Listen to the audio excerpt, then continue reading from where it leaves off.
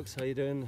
I'm out here in the woods somewhere in deepest, darkest Latvia on a vacation, but it's time to make the first video of 2020. So hello all you old-time Blues Academy members, and hello to all you new folks. We're going to be doing a lesson on the basics of John Lee Hooker's Boom Boom Boom. I'm going to take these bad boys off now so you can see me. So this is a pretty straight ahead tune. When we perform it, we're going to be capoed at the first fret, but for the guitarists, we'll really be playing out of the E chord form. John Lee Hooker often may have just tuned up his guitar a semitone to get him in the key of F. There's a lot of videos out there where he plays in the key of E as well, so you can play along with him in E or F. For practice purposes, for what we're doing, you might want to find one that's in the key of F and jam along with that, and certainly for any of the horn players or bassists, you know, good practice to practice in F. But for now, for the guitarist, this is just a tutorial on the basic riffs and the boogie.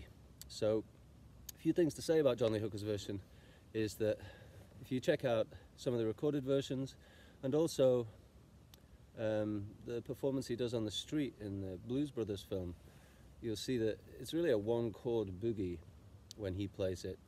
And John Lee Hooker would often do this. The chord changes are kind of inferred, but they're not really there. But for our purposes, we're gonna do a one chord boogie when we sing the verse sections, and then when we break for the instrumental, we'll kind of bring in a bit more of the Booker T and the MG's influence, and add the chord changes, and we'll use call and response riff to do that. So for the rhythm part on the guitar, let's just establish a straight 4 with the thumb. Just brushing down. John Lee Hooker would tend to play with his thumb and index finger. So that offbeat, you want to drop that on the and of 1, so 1 and. With the index. Just brushing up.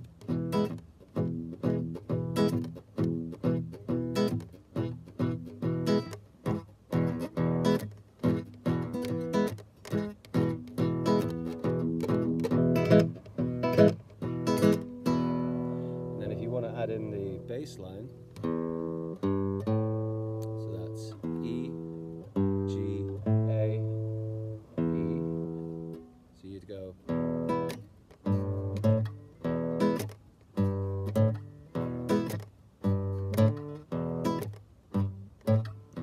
notice that I'm playing the E chord and then I'm bringing my middle finger to the G and using my pinky to step up.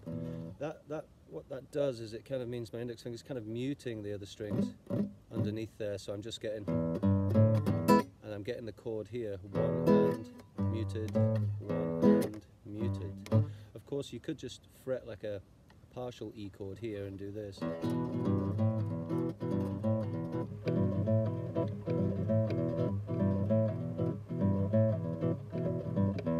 I'm just kind of tickling the other strings with these two fingers here.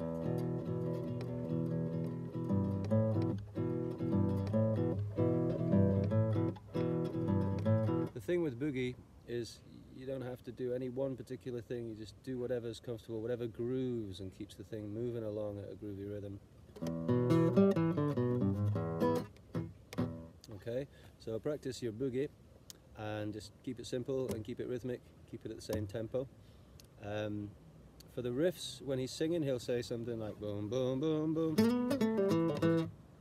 And so that riff is just sliding from the note of A on the G string up to B at the 4th fret, catching the note of D, the 7th of E, and then going back the way you came, pulling off, back to E. Hit the E, take it off again, so E, D, E. So that slowly you get.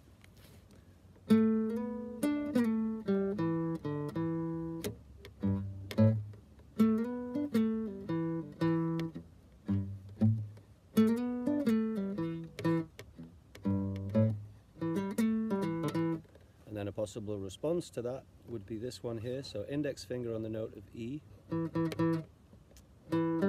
Play the open G string, and then B flat, sliding with the 2nd finger back to A, and then do the E twiddle again. So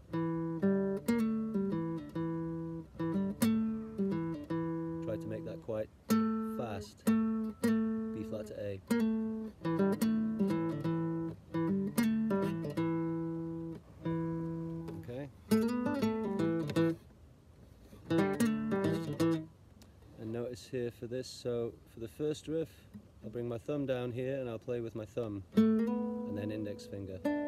And then here I'll keep the thumb there and use the index finger again. It gives you a more John Lee Hooker-ish sound because that's kind of the way he played, so if you want to emulate that, just try and use these two fingers.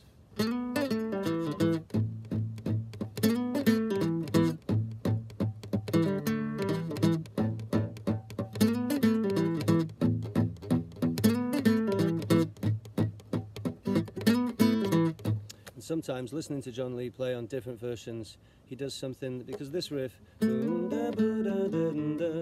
it's nice and I like it and it's slick with the slides, but actually when you listen to the drums on the tracks, he'll say boom, boom, boom, boom, gang, gang, gang, gang, gang.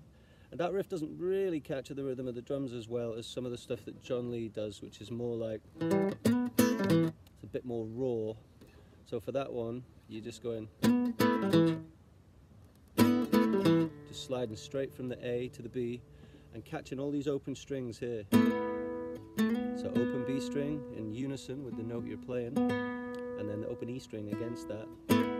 So a really simple version would be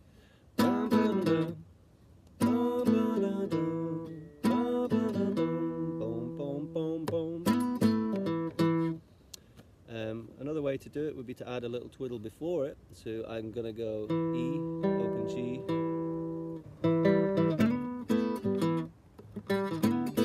and again I'm using my thumb and index. So you've got two things, you've got that little triplet, 1, 2, 3, and then that.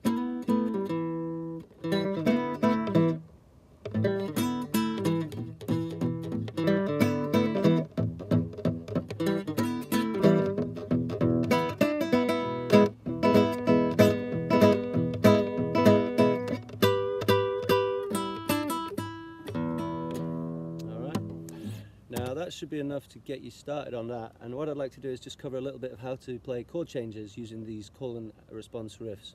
So for the chord change section, let's do call and response riffs will be this. And then the response. And then this one. This time we're not landing on E, we're landing on A. Holding on the D for a split second, landing on A, and then with my ring finger, I'm going A, C, D, and then the response, back to E. Alright, and then for the next one, same pause on the D, and then this time back to the A, hitting the note of B, and then the response to that will be okay, so B, and then going up to the 7th fret, the note of B again, we're going to go B, D, E, G, E, G, E.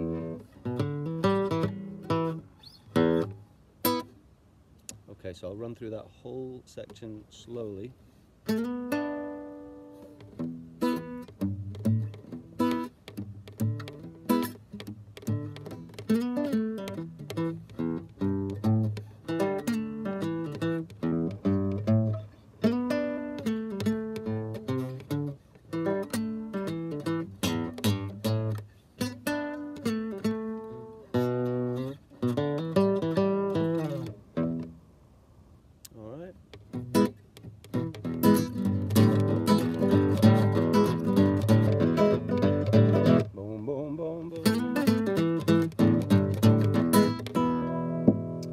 So that should be enough to get you on your way.